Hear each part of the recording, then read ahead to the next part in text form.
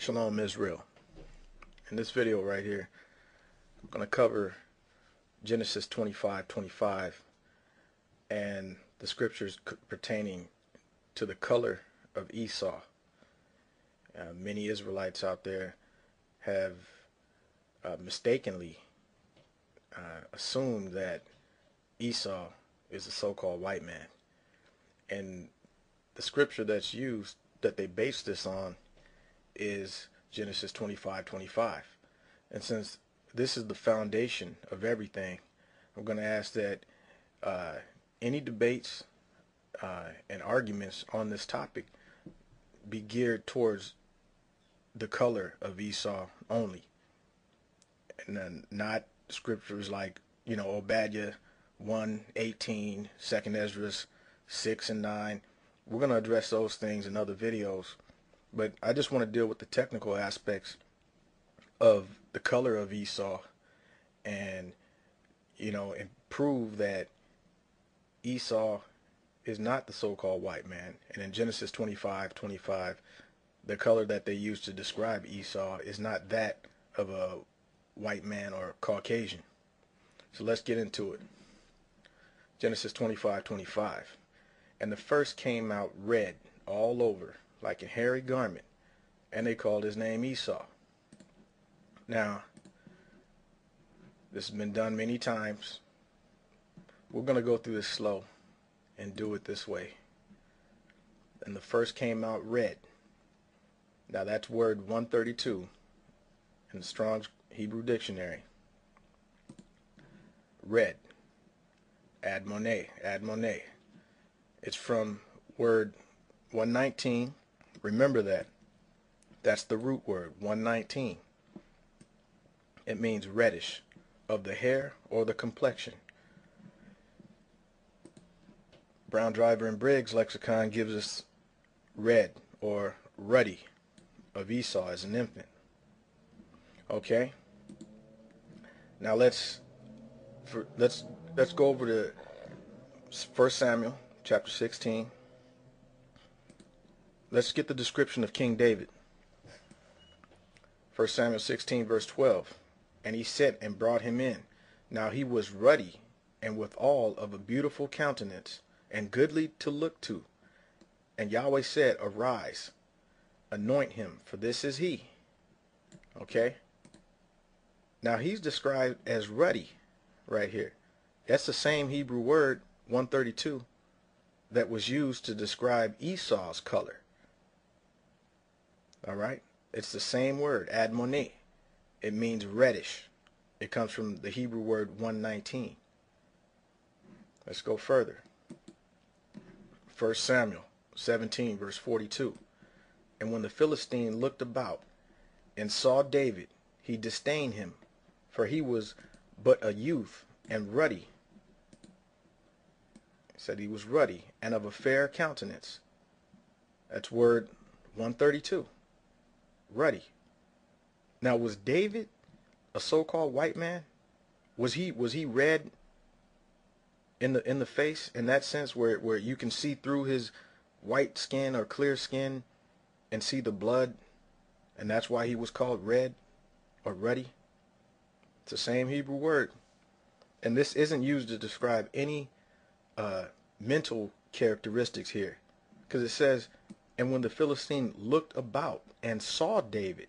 So he's looking upon David.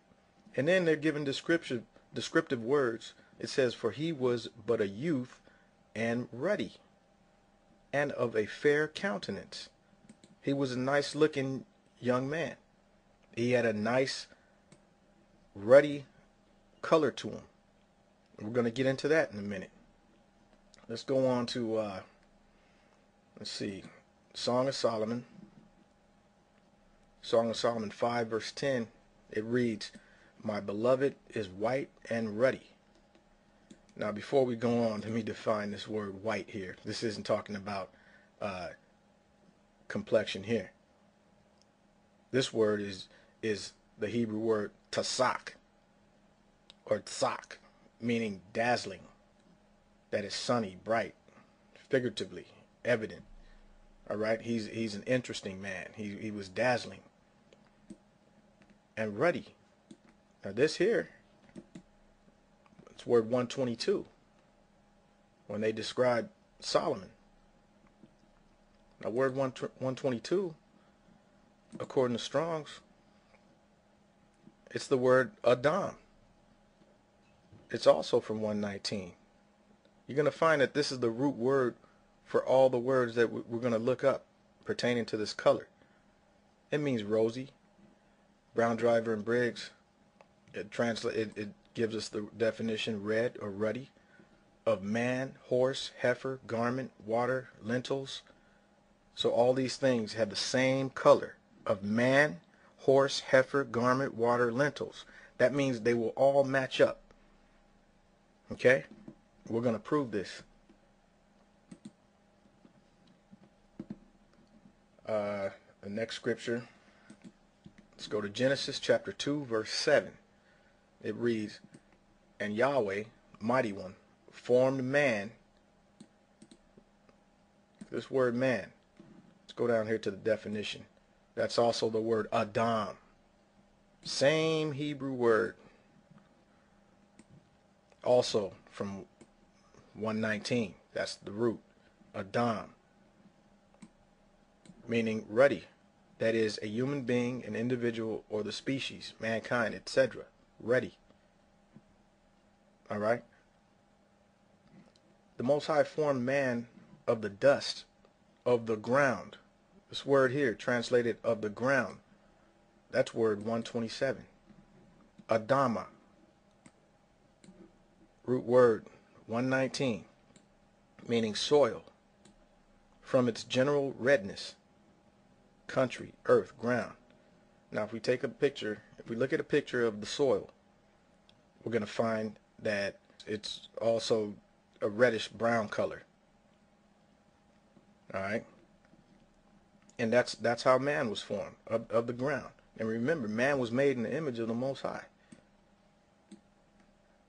Alright, so let's go down to, let's find out what's going on with, because I know some Israelites, you hear them out on the streets and they're calling the so-called white man a leper, and that he has leprosy. Well, in the law, let's see how leprosy is described.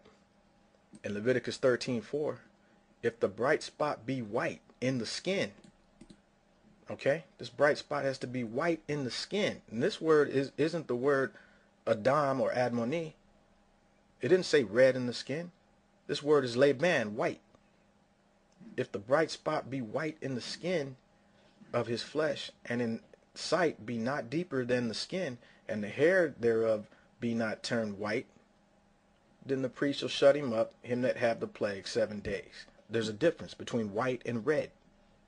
You can't have it both ways. One describes the skin as white, and one describes it as red. And people always say, you hear them saying, oh, the so-called white man is a leper, he has leprosy. Okay, his skin's white. According to Scripture, white skin means leprosy. Okay, but what about, then you read back in Genesis 25:25, it says the skin was red.